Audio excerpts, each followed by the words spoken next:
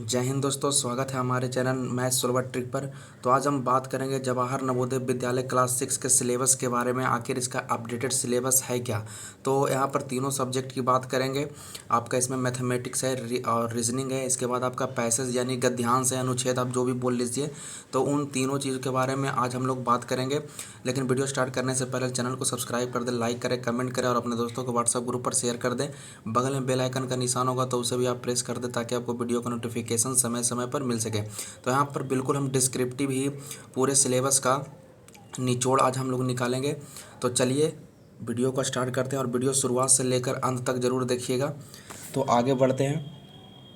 देखिए, सबसे पहले आपको एग्ज़ाम के पैटर्न के बारे में समझना कि आखिर एग्ज़ाम का पैटर्न है क्या। तो जो नए नए कैंडिडेट हैं, जो नए फॉर्म अप्लाई किए हैं, जो नए स्टूडेंट हैं, तो वो बिल्कुल ही समझ जाइए। ठीक है, आपको इसमें समझना क्या है। तो सबसे पहले आपको ये ध्यान देना है, ये जो नवोदय विद्यालय क्लास 6 का जो एग्ज़ाम जो होता है, ये 80 क्वेश्चन इसमें होता है। 80 क्वेश्चन और वो होता है 100 मार्क्स का। ठीक है, 100 मार्क्स का होता है और इसमें 2 घंटा का समय दिया जाता है, जो कि काफ़ी ज़्यादा है फ्रेंड्स। आप इतना 2 घंटा में आप सारे सवाल को आप बना सकते हो। अब उसके बाद हम बात कर लेते हैं कि आखिर इसमें कौन कौन सारा सब्जेक्ट होता है। तो सब्जेक्ट की अगर हम लोग बात करें तो इसमें देखिए, एक मेंटल एबिलिटी टेस्ट यानी रीजनिंग का पोर्शन होता है। तो रीजनिंग में टोटल आपका 40 क्वेश्चन होता है और वो आपका 50 नंबर का होता है। ठीक है, सेकंड हम बात कर लेते हैं अर्थमेटिक टेस्ट यानी मैथमेटिक्स जो होता है, वो 20 क्वेश्चन होता है और 20 क्वेश्चन जो होता है वो आपका 25 नंबर का होता है। और लास्ट आपका है लैंग्वेज टेस्ट, जिसे आप गद्यांश बोलते हो। तो गद्यांश यानी अनुच्छेद जो होता है उसका 20 क्वेश्चन होता है और ये आपका 25 नंबर का होता है। यानी टोटल अगर देख ले तो नंबर ऑफ क्वेश्चन टोटल हो गया 80 और अगर मार्क्स की बात करें तो टोटल मार्क्स हो गया 100। यानी 80 क्वेश्चन जो होता है वो 100 नंबर का एग्ज़ाम में पूछा जाता है और 2 घंटा का समय आपको दिया जाता है। अब हम इसके डिस्क्रिप्टिव बात कर लेते हैं, इसके सिलेबस के बारे में कि मैथ में कौन कौन सारा पोर्शन पढ़ने के लिए दिया है और रीजनिंग में कौन कौन सारा पोर्शन है। तो चलिए आगे वीडियो पर बने रहिए। तो आगे हम लोग आते हैं। तो देखिए, पहला पोर्शन आपका रीजनिंग का ही है। मैं इसमें आपको उदाहरण के द्वारा आपको समझाता भी जाऊंगा कि किस प्रकार से क्वेश्चन पूछा जाता है। तो पहला आपको दिख रहा होगा, पहला है ऑड मैन आउट। मतलब इसमें आपको करना क्या होता है, एक भिन्न जो फिगर जो होता है उसे आपको छांटना होता है। को इसमें जो आपका भिन्न फिगर दिखाई दे रहा है तो उसको छांटना होता है। जैसे आपको क्वेश्चन में दिया हुआ है, एक बुक का फिगर है, फिर उसके बाद आपका दिया हुआ है, ये देखिए टेबल है, फिर कुर्सी है और ये भी आपका फर्नीचर टाइप का है यानी टेबल ही समझ लीजिए। ठीक है, तो आपको इन तीनों चारों में से कौन सा भिन्न यानी डिफरेंट कौन सा दिखाई दे रहा है, यानी बुक दिखाई दे रहा है।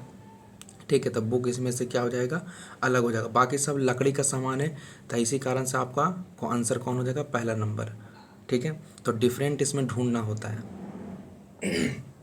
नेक्स्ट चैप्टर अगर बात कर लेते हैं तो नेक्स्ट चैप्टर आपका है, यहाँ पर ध्यान दीजिए, फिगर मैचिंग का। ठीक है, मतलब फिगर को मैच करके बताना है कि ये जो फिगर जो दिया हुआ है क्वेश्चन में, ये फिगर इन चारों ऑप्शन से किस ऑप्शन में मैच कर रहा है। तो आपको देखकर बताना है कि किस ऑप्शन में मैच कर रहा है। तो आप थर्ड नंबर को देखिएगा तो थर्ड नंबर इसका सही आंसर हो जाएगा।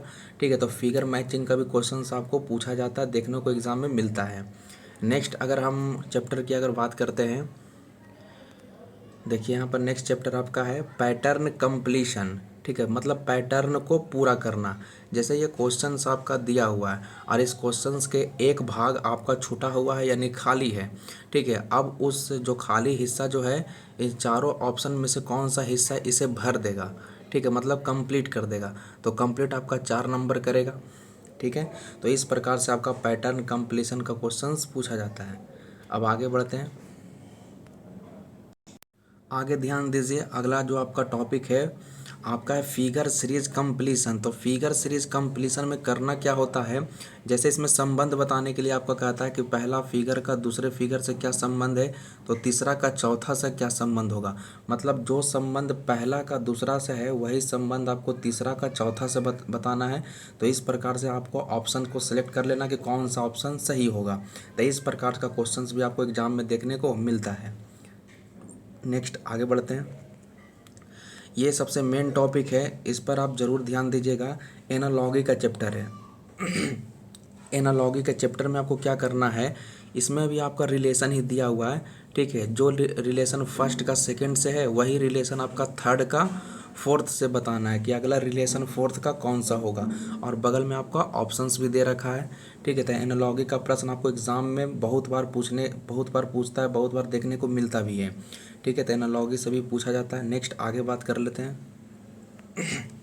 देखिए, इससे भी काफ़ी एग्जाम में क्वेश्चंस पूछा जाता है, ज्योमेट्रिकल फिगर कंप्लीशन।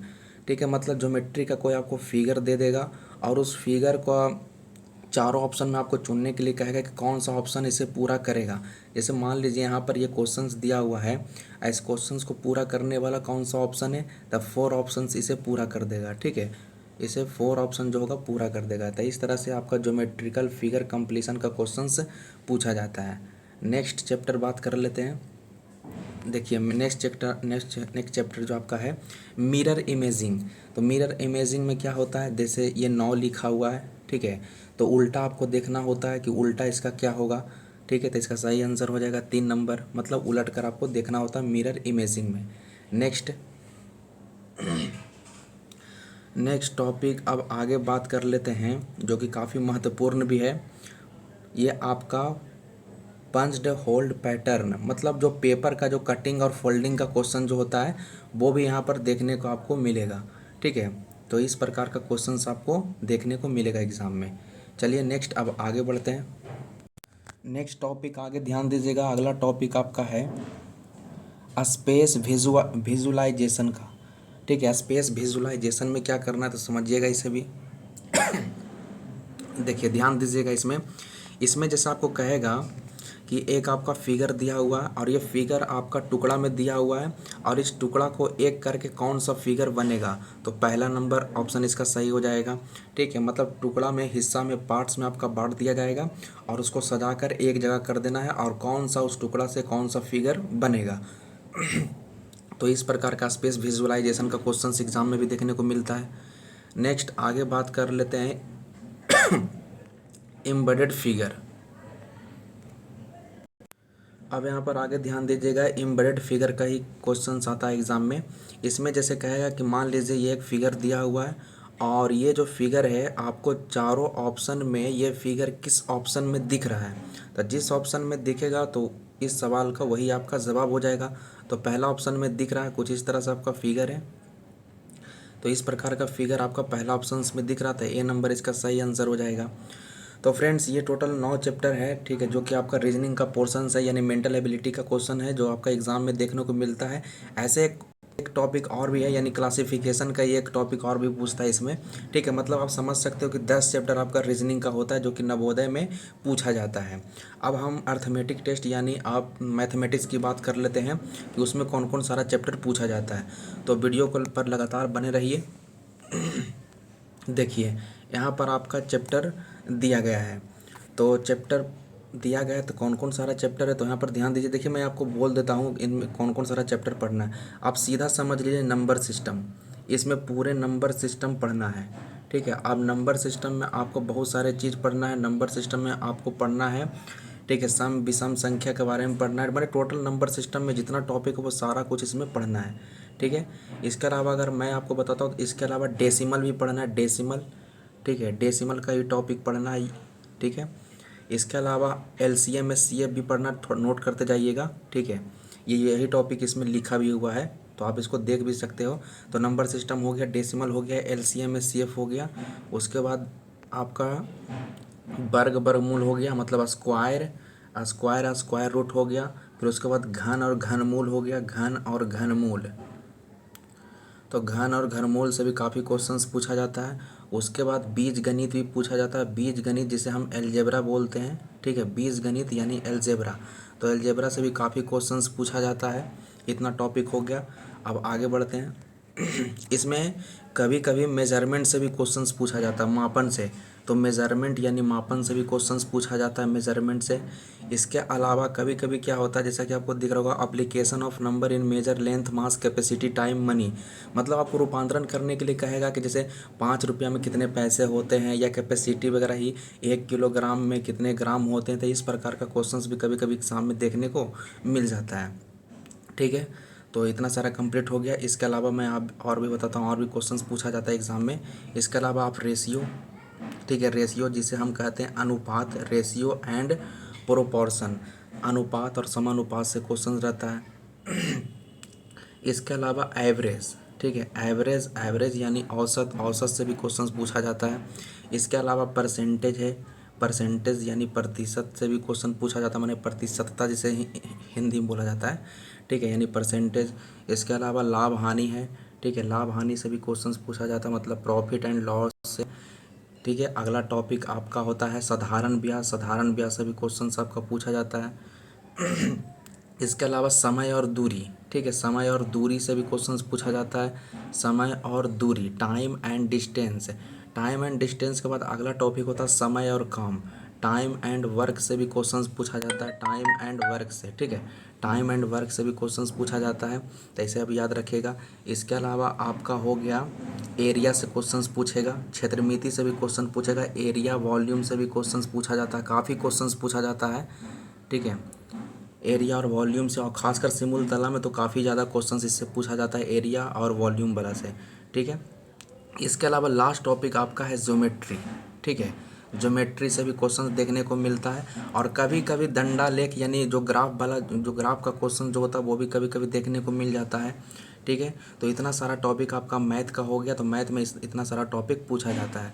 अब हम बात कर लेते हैं पैसेज का। देखिए सभी, कभी कभी क्या होता है ना कि बहुत सारे स्टूडेंट पैसेज को हल्के में लेते हैं, लेकिन पैसेज जो होता है उसमें क्या होता है कि आजकल जो पैसेज पूछा जाता है वो पहले की तरह नहीं पूछा जाता। पहले आपका क्या होता था पैसेज में कि कोई कहानी देता, जैसे एक एक राजा था, ठीक है, उसकी 4 पत्नियां थे, तो इस प्रकार से देता था और इसी से क्वेश्चन पूछा जाता था, ठीक है। तो पहले का हल्का होता था, लेकिन अब जो क्वेश्चन जो है वो कुछ उसमें आपका ग्रामेटिकल क्वेश्चन भी पूछा जाता है, कुछ टेक्निकल क्वेश्चन भी डाल देता है। जैसे मैं आपको बताता हूँ, जैसे कि आप आगे देखिए। देखिए ये पैसेज का एक पैसेज दिया गया है, ये इंग्लिश फॉर्मेट में है, ठीक है। तो जो इंग्लिश सेलेक्ट करेंगे उनके लिए इंग्लिश आएगा, जो हिंदी है तो उनके लिए हिंदी आएगा, ठीक है। तो इस प्रकार से इसमें क्वेश्चंस पूछा जाता है। आप एक बार पैसेज देखकर इसका स्क्रीनशॉट लेकर इसका क्वेश्चंस को आप बना सकते हो, ठीक है। तो ये क्वेश्चंस दिया गया है, तो इसका क्वेश्चंस आप बना सकते हो। तो मैं पैसेज का थोड़ा सा पैटर्न के बारे में थोड़ा सा बताता हूँ, ठीक है। पैसेज का पैटर्न होता क्या है, एक होता है सिंपल, एक सिंपल पैसेज होता है, ठीक है, सिंपल पैसेज होता है, ठीक है, जैसा कि मैंने अभी आपको बताया था, ठीक है। तो सिंपल पैसेज होता है। इसके अलावा जो होता है ग्रामेटिकल क्वेश्चंस भी पूछा जाता है, ठीक है। कोई भी वर्ड दे देगा और पूछेगा कि इसमें कौन सा समास है, निम्नलिखित शब्दों का संधि विच्छेद बताइए, इसमें कौन उपसर्ग है, इसमें कौन प्रत्यय है, तो इस प्रकार का क्वेश्चंस भी आपको देखने को मिलता है। तो ये ग्रामेटिकल क्वेश्चंस हो जाता है, ठीक है। तो इस प्रकार का क्वेश्चंस आपको पैसेज में भी देखने को मिलता है, ठीक है। तो आई होप फ्रेंड्स ये आपको वीडियो आपको पसंद आई होगी, आपको पूरी तरीक़ा से ये डॉट क्लियर हो गया होगा कि जो भी अपडेटेड सिलेबस है क्लास 6 का नवोदय का वो बिल्कुल तरीक़ा से यहाँ क्लियर हो गया होगा। अगर किसी भी प्रकार का और भी अगर जानकारी लेना है तो आप कमेंट कर सकते हो, ठीक है। और वीडियो को शेयर कर दीजिएगा, जितना हो सके शेयर कर दीजिएगा, ठीक है। तो तब तक के लिए जय हिंद, जय भारत।